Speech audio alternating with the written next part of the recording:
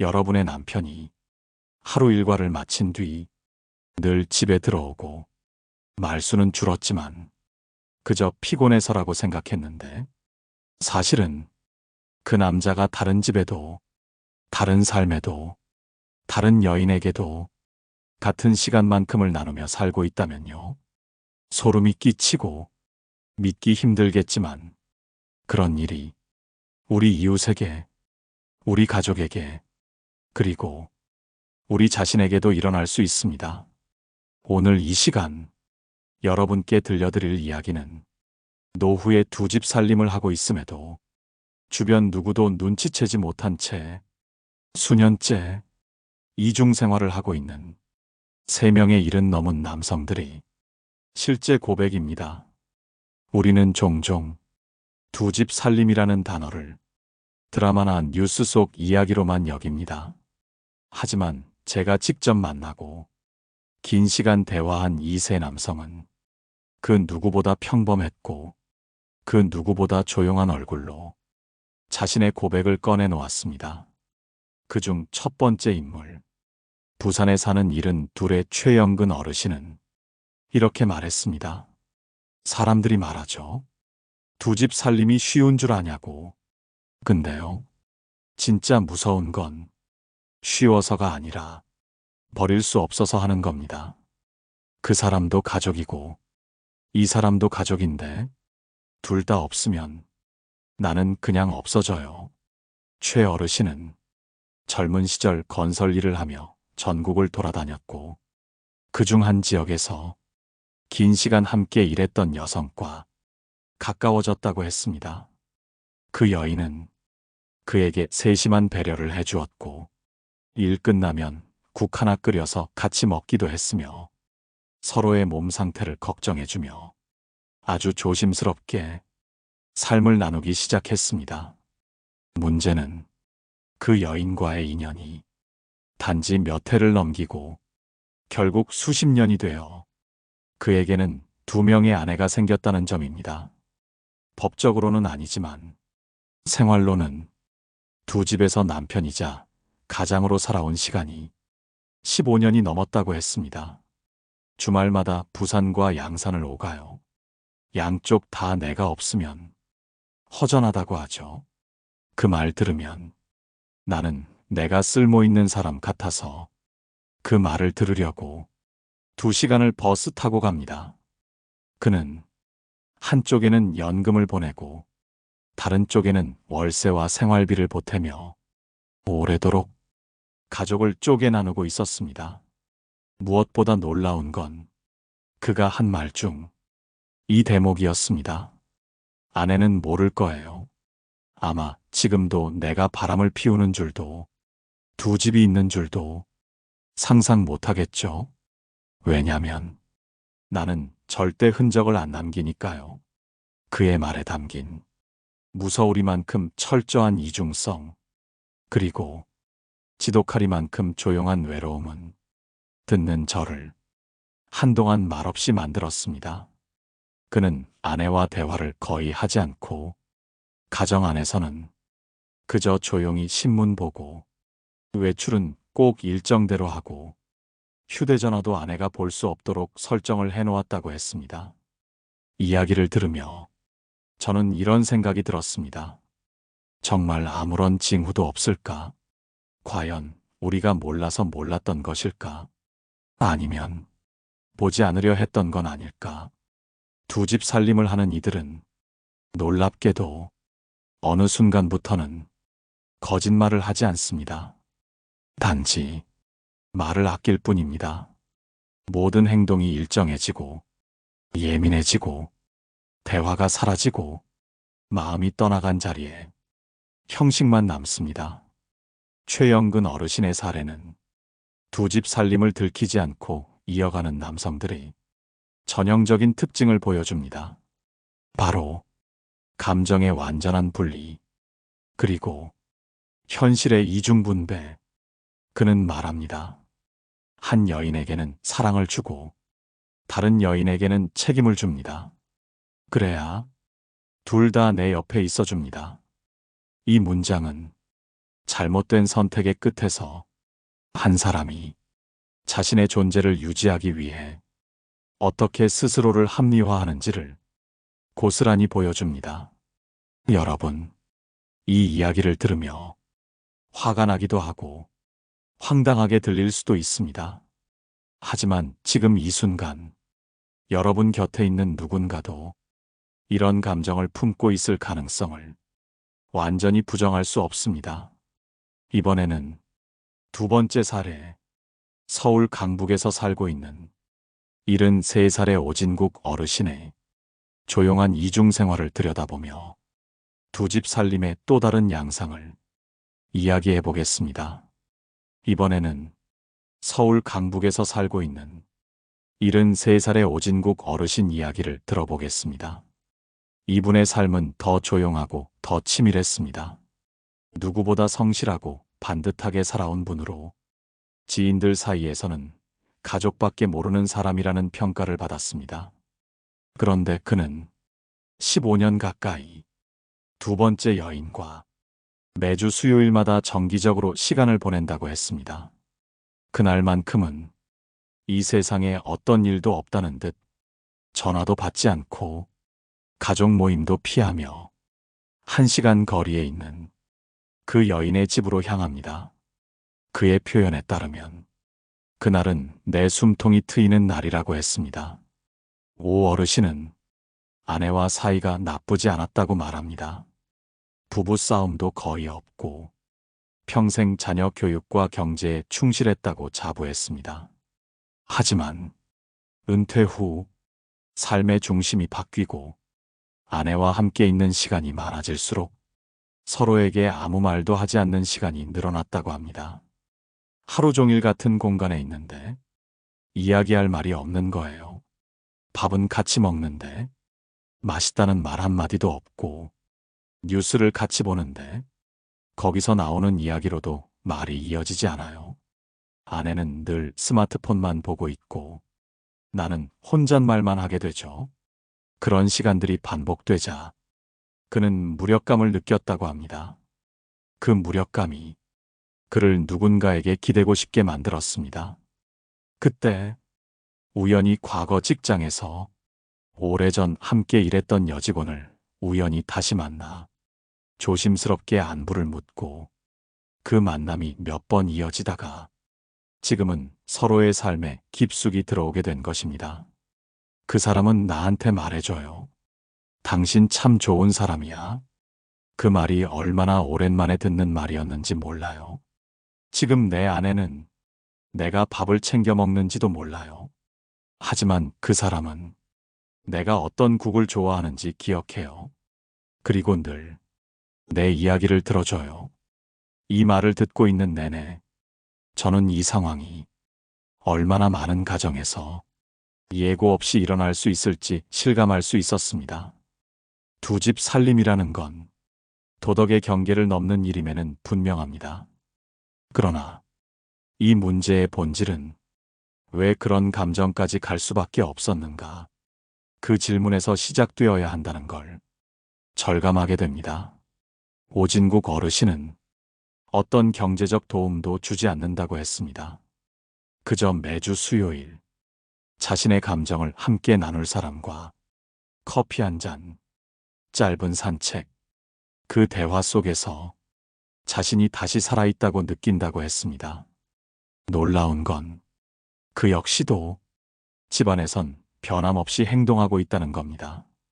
아내와 대화는 줄었지만 식사는 함께하며 집안일도 나눠하고 휴대전화 사용도 전혀 의심할 수 없을 만큼 조심스럽게 합니다.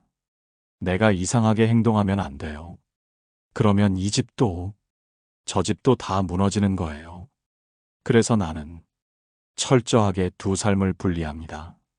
이곳에선 남편이고 저곳에선 친구입니다.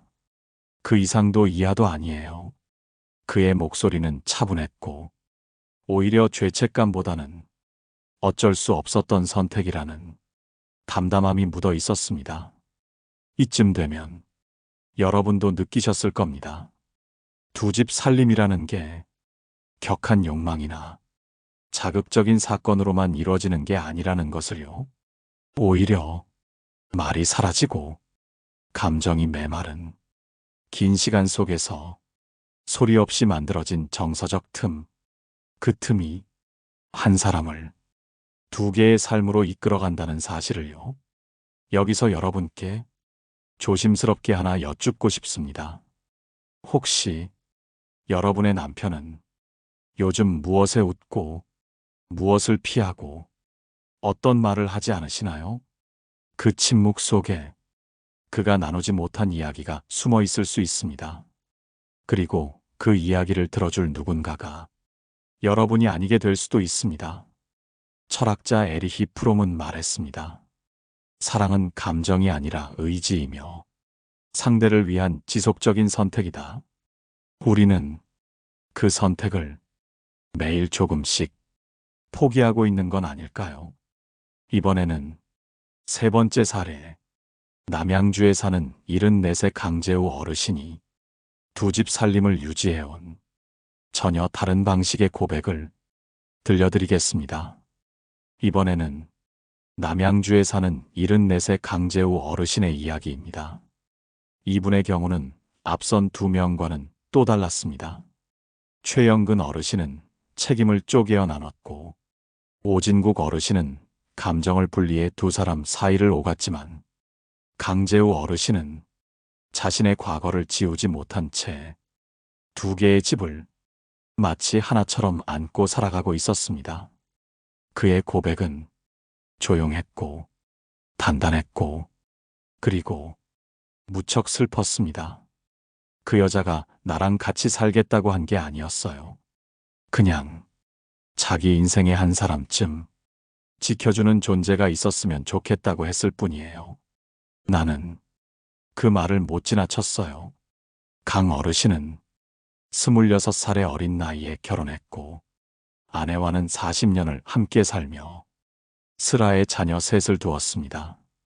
자식들을 공부시켜 모두 대학을 보내고 시집 장가까지 다 보낸 뒤 자신은 이제부터는 쉬어도 되겠다는 생각을 처음 하게 됐다고 했습니다. 그 무렵 그는 지역 복지센터에서 봉사를 하며 지금의 두 번째 여인을 만나게 됩니다. 그 여인은 한 번의 이혼과 두 번의 자살 시도라는 깊은 상처를 안고 있었고 그 상처를 말없이 안고 살아가던 중 강 어르신과 같은 팀으로 배정되어 서로 말을 섞기 시작했습니다. 처음엔 그냥 함께 일하는 사람이었죠. 근데 그 사람이 다른 누구보다 조용하고 나한테만은 무슨 말을 하든 고맙다고 했어요. 그게 시작이었어요. 두 사람은 그저 서로를 응원해주는 사이로 지냈고 때로는 차를 마시고 서로의 외로운 이야기를 털어놓는 사이가 되었습니다. 그러다 어느 날 그 여인이 이렇게 말했다고 합니다. 내가 세상에서 제일 두려운 건 내가 죽어도 아무도 모를까 봐예요. 그 말을 듣는 순간 강 어르신은 그 사람을 혼자 두지 않겠다고 다짐했다고 했습니다. 그 후로 그는 주말마다 그 여인의 집을 찾아갔습니다. 처음엔 짐을 들고 가끔 청소를 도와주는 정도였지만 이제는 생활용품부터 의료비까지 조금씩 도와주고 있다고 말합니다. 그 집에는 내가 없으면 안 돼요. 그리고 이 집에는 내가 있다는 걸 당연하게 생각하죠. 나는 두 사람 사이에서 늘 다른 의미로 존재하고 있어요. 강 어르신은 아내에게 그 여인의 존재를 한 번도 들킨 적이 없다고 했습니다. 왜냐하면 그는 그 누구보다 자신이 들키면 모든 삶이 무너진다는 걸 너무 잘 알고 있기 때문이었습니다. 그래서 그는 한쪽 집에는 신용카드, 다른 쪽에는 현금만 사용하고 전화는 철저하게 구분하며 모든 외출은 복지센터나 지인 모임이라는 이름으로 포장합니다. 그의 생활은 매우 정교했고 오히려 자신의 감정을 스스로 컨트롤하는 능력도 대단해 보였습니다. 하지만 그의 목소리는 점점 낮아졌습니다. 그리고 이렇게 말했습니다. 나는 양심에 부끄럽지 않게 살고 싶었어요. 근데 어느 순간부터 나는 두 사람 모두에게 진심이 되어버렸어요. 그래서 이젠 누가 내게 어느 쪽을 택하라고 하면 나는 두 사람 모두를 버릴 수가 없어요. 그는 분명 잘못된 선택을 했습니다. 하지만 그 선택은 누군가를 버리려는 것이 아니라 누구도 버리지 못한 마음에서 비롯된 것이었습니다. 그가 말한 나는 두 집에 다 있어야 한다는 말은 자신의 존재가 한쪽에서는 습관이 되었고 다른 쪽에서는 구원이 되었기 때문이었습니다. 그리고 그 중심에는 그 누구보다 고요한 고독이 있었습니다. 세 어르신의 이야기는 다 다르면서도 결국 하나의 본질을 향해 가고 있습니다. 그들은 모두 자신의 삶에서 사라지지 않기 위해 두 개의 집, 두 개의 존재, 두 개의 이름을 안고 살아가고 있었습니다. 이번에는 이 세 사람의 고백을 통해 드러난 공통적인 두 집 살림의 징후, 그리고 그 남편이 지금 두 집 살림을 하고 있다면 그것을 어떻게 눈치챌 수 있는지 조심스럽게 짚어보겠습니다. 이번에는 실제로 두 집 살림을 하고 있는 3명의 노인 남성들이 공통적으로 보였던 가장 특징적인 3가지 신호에 대해 말씀드리려 합니다. 이야기를 듣다 보면 이런 생각이 드실 수 있습니다. 아무런 징후도 없었다. 늘 똑같은 일상처럼 보였다. 외출도 정해진 시간, 동선도 평소와 다르지 않았다. 하지만 그 말 속에도 함정은 있습니다. 왜냐하면 두 집 살림을 오래 유지하는 남성일수록 자신의 일상을 흔들림 없이 반복하도록 습관화시켜 놓기 때문입니다. 그러나 그 안을 조금만 더 깊이 들여다보면 분명 이상한 낌새는 있습니다. 첫 번째 특징은 바로 감정이 없어진 얼굴입니다. 앞서 만난 오진국 어르신처럼 정기적으로 외부에서 감정을 나누고 있는 이들은 집안에서 굳이 감정을 소모하지 않습니다. 말을 아낍니다. 표정을 감춥니다. 감정을 나누는 에너지를 이미 다른 공간에서 다 써버렸기 때문입니다.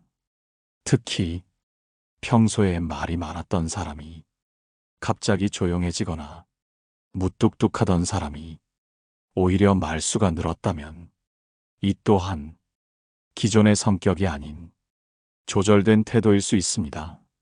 가정 안에서는 의심받지 않기 위해 오히려 더 평소답게 행동하려는 의도적인 노력이 무의식적으로 드러나기도 합니다.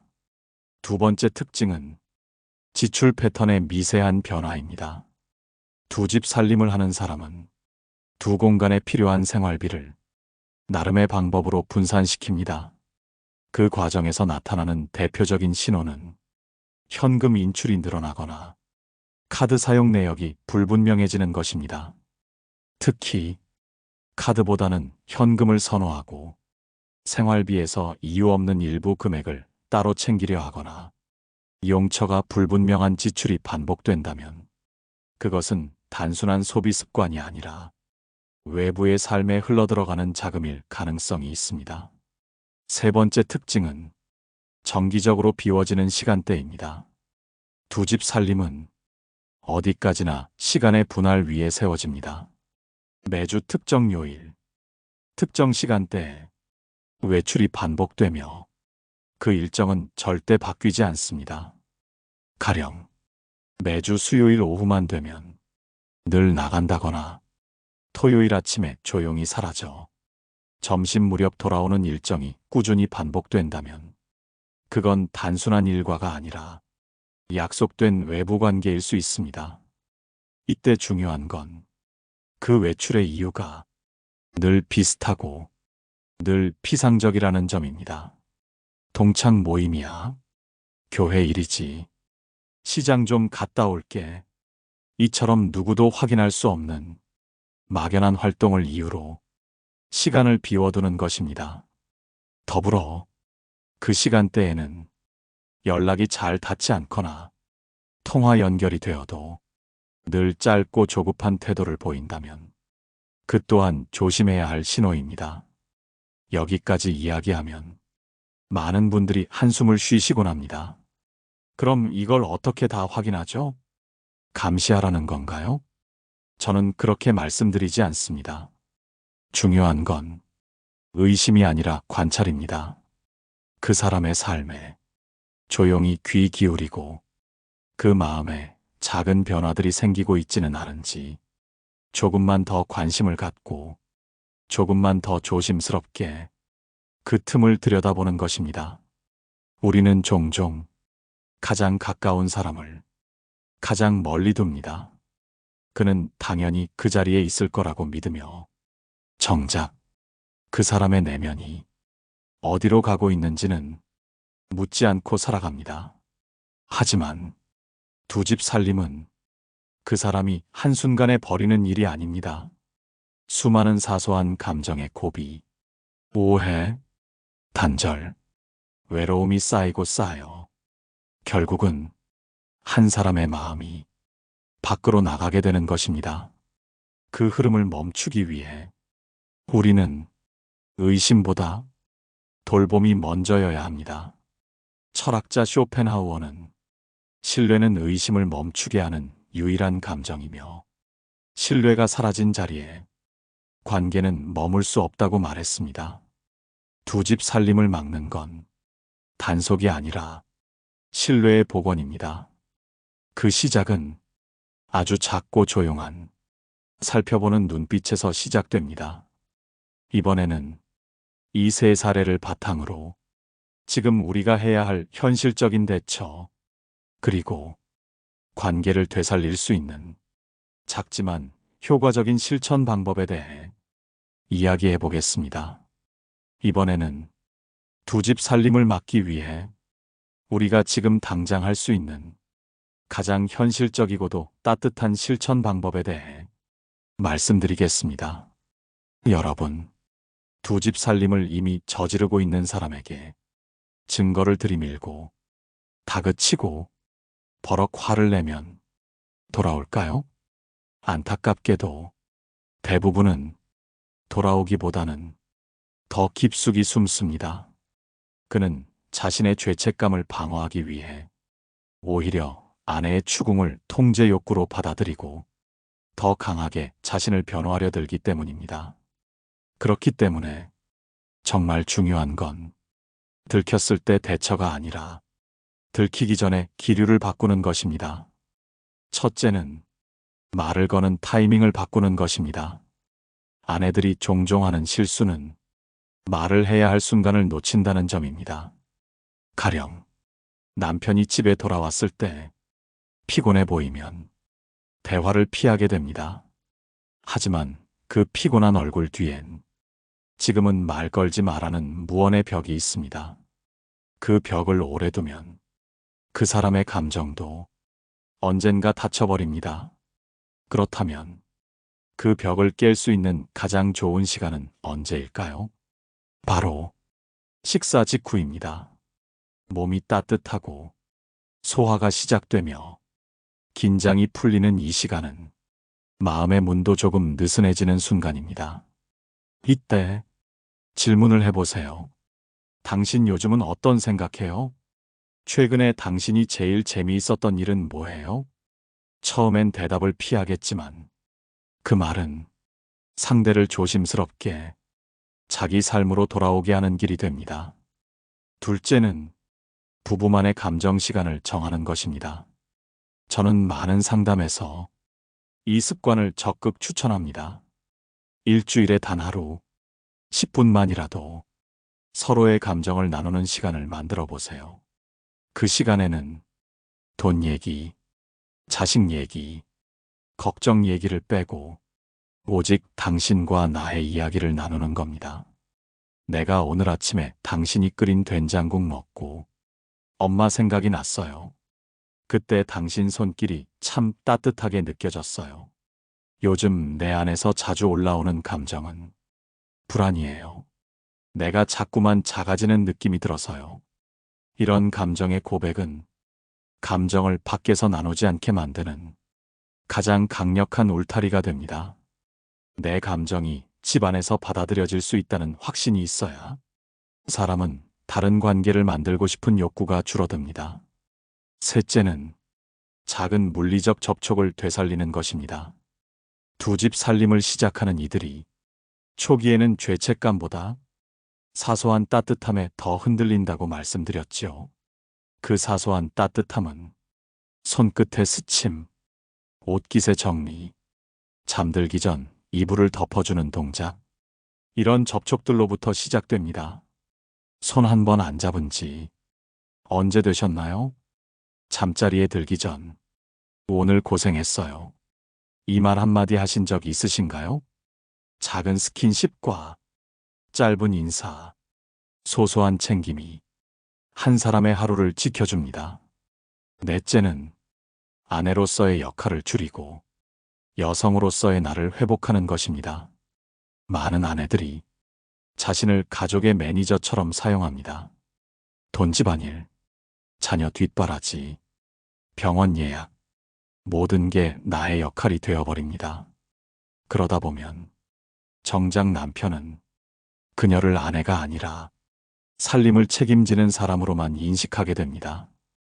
여기서 관계의 감정적 균형이 무너지는 것이죠. 그래서 가끔은 화장을 해보세요. 가끔은 자신을 위해 꽃 한 송이를 사보세요. 가끔은 아이들 밥상보다 자기 기분 좋은 그릇을 꺼내 식사해보세요. 여러분의 그 작은 회복이 남편의 눈에도 내 아내가 여전히 아름답다, 내 아내가 다시 살아 움직이기 시작했다는 메시지로 전달됩니다. 이 모든 실천은 노력이 필요합니다. 하지만 그 노력은 지금 이 관계가 두 개로 갈라지는 걸 막을 수 있는 가장 따뜻한 투자입니다. 철학자 루소는 말했습니다. 모든 관계는 관심이 멈춘 순간부터 천천히 죽어간다. 관심을 다시 시작하는 건 상대가 아니라 여러분 자신입니다. 이번에는 지금까지의 이야기들을 정리하며 만약 여러분의 남편이 정말 두 집 살림을 하고 있다면 그때 어떻게 대응해야 할지를 냉철하고 지혜롭게 이야기 나누며 마무리하겠습니다. 이번에는 가장 두렵고도 복잡한 질문. 정말 내 남편이 두 집 살림을 하고 있다면 나는 어떻게 해야 하나요? 이 문제에 대해 현명하게 접근하는 방법을 말씀드리겠습니다. 이 질문 앞에서 많은 분들이 이렇게 말씀하십니다. 그럼 내가 바보가 돼야 하나요? 그걸 참고 살아야 하나요? 잡아도 소용없으면 이제 나는 뭘 붙잡아야 하나요? 저는 그 마음 너무나도 잘 압니다. 한 사람이 삶의 절반을, 아니 어쩌면 인생 전부를 함께 해온 사람에게 그 사람이 자신을 속이고 다른 곳에 마음과 몸을 나눴다는 걸 알게 되었을 때 그 무너짐은 배신보다 더 큰 공허로 찾아옵니다. 하지만 이때 가장 중요하게 생각하셔야 할 건 감정의 방향입니다. 즉 그 분노와 슬픔을 어디로 향할 것인가, 그 감정을 어떤 방식으로 다룰 것인가입니다. 첫째, 무조건 사실을 확인해야 합니다. 추측만으로는 상대의 삶을 뒤흔들 수 없습니다. 또한 확신 없는 의심은 스스로를 병들게 하고 관계에 더 깊은 금을 냅니다. 그렇기 때문에 상대의 행동, 지출, 정기적인 일정 변화, 감정 반응 등을 차분히 기록해 보시길 권합니다. 오늘 또 외출이 길어졌다. 명절 직전에도 꼭 하루는 자리를 비운다. 통화 중 혼잣말로 여자 이름이 들린다. 이러한 조각들을 단순한 의심으로 넘기지 마시고 정리해 보세요. 그리고 중요한 건 감정이 아닌 사실을 중심으로 마음을 준비하는 것입니다. 둘째, 그가 인정하지 않는다면 당신이 먼저 차분해져야 합니다. 많은 남편들이 두 집 살림을 들킨 순간 첫 반응으로 회피와 반격을 합니다. 그게 무슨 소리야? 너 미쳤냐? 넌 왜 항상 의심만 해? 이 집 살림이 그렇게 우습게 보여? 이렇게 나오면 당황하고 상처받고 오히려 내가 잘못했나 하는 혼란이 생깁니다. 하지만 여기서 중요한 건 그의 반응이 진실이 아닐 수도 있다는 사실입니다. 두 집 살림을 해온 사람은 스스로의 모순을 방어하기 위해 거짓말을 훈련처럼 반복해온 사람입니다. 그 말에 바로 반응하지 마세요. 그 말에 흔들려선 안 됩니다. 나는 당신의 말보다 당신의 행동을 보고 있어요. 이 한 문장 기억하세요. 셋째, 진짜 중요한 건 지금 이 삶을 어떻게 지켜낼 것인가입니다. 남편이 두 집 살림을 한다고 해서 무조건 이혼해야 할까요? 아니면 무조건 참고 살아야 할까요? 정답은 없습니다. 하지만 하나만은 분명합니다.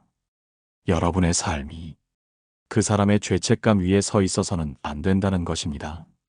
즉, 그 사람의 사과, 그 사람의 반성, 그 사람의 선택을 기다려야만 내가 존재할 수 있는 위치라면 이미 너무 많은 걸 잃고 있다는 뜻입니다.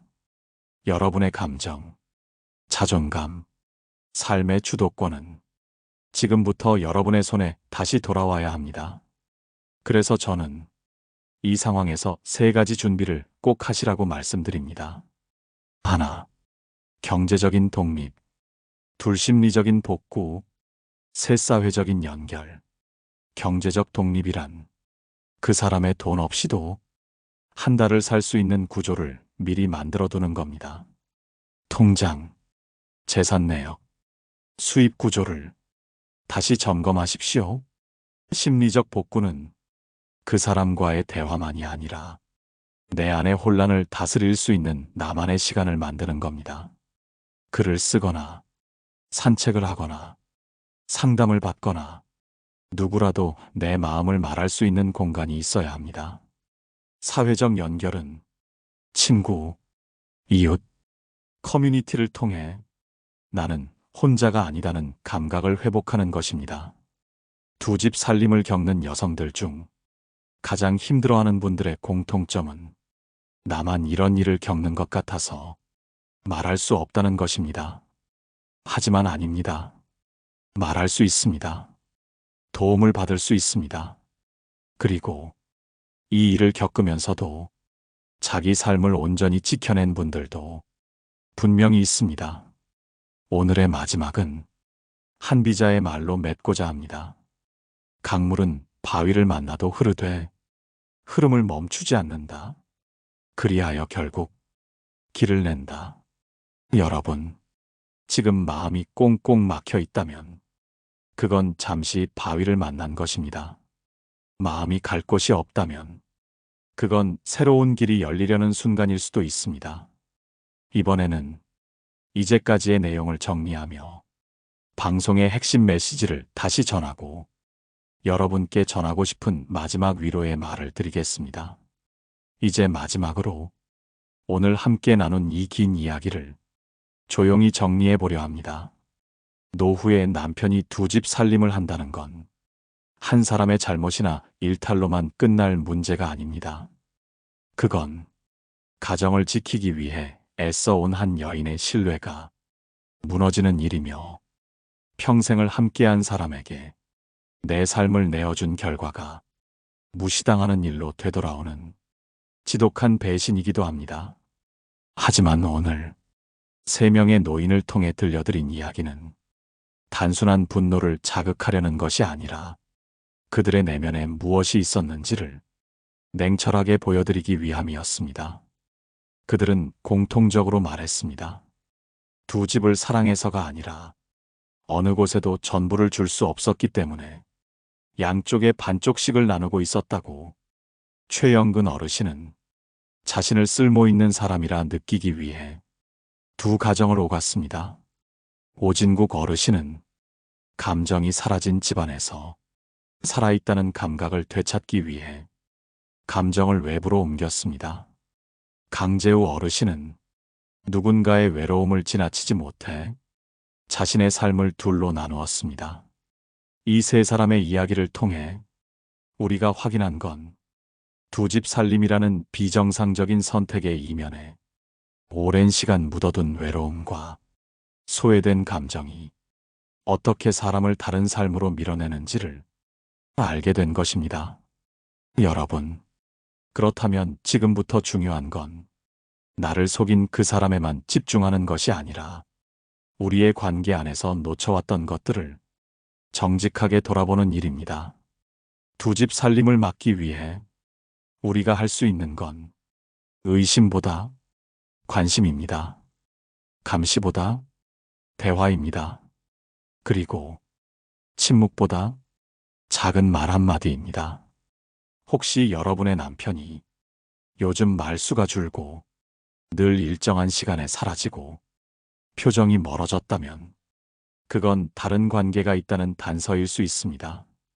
그러나 그 이전에 이 관계 안에서 그 사람이 무엇을 잃었는가를 한 번 더 생각해 봐야 합니다. 오늘 방송에서 강조드렸던 세 가지 확인법, 감정이 사라진 얼굴, 현금 흐름의 변화, 정기적인 비워진 시간대, 이 세 가지는 두 집 살림의 핵심적인 신호이지만 더 중요한 건 그 신호를 마주했을 때 우리가 어떤 태도를 선택하느냐입니다. 분노로 밀어내면 그는 더 깊이 숨습니다. 침묵으로 참으면 그 관계는 더 멀어집니다. 하지만 조용히 물어보면 그는 한 번은 돌아봅니다. 요즘 당신 마음은 어디에 있어요? 우리 사이에 내가 놓친 게 있다면 말해줄래요? 이런 말이 결국 사람을 돌아오게 만듭니다. 오늘 방송이 여러분의 마음에 상처를 남기지 않고 오히려 내 삶을 돌아보는 계기가 되었기를 바랍니다. 그리고 아직 늦지 않았다는 용기를 함께 얻으셨기를 바랍니다. 철학자 사르트르는 말했습니다. 진정한 지옥은 타인이 아니라 무너진 관계 속에 방치된 나 자신이다. 여러분은 지옥이 아니라 사랑 안에서 살아야 할 사람입니다. 그 사랑을 다시 살리는 일은 지금 여러분의 손에 달려 있습니다. 이 방송이 여러분의 마음을 조금이라도 움직였다면 댓글로 여러분의 이야기를 들려주세요.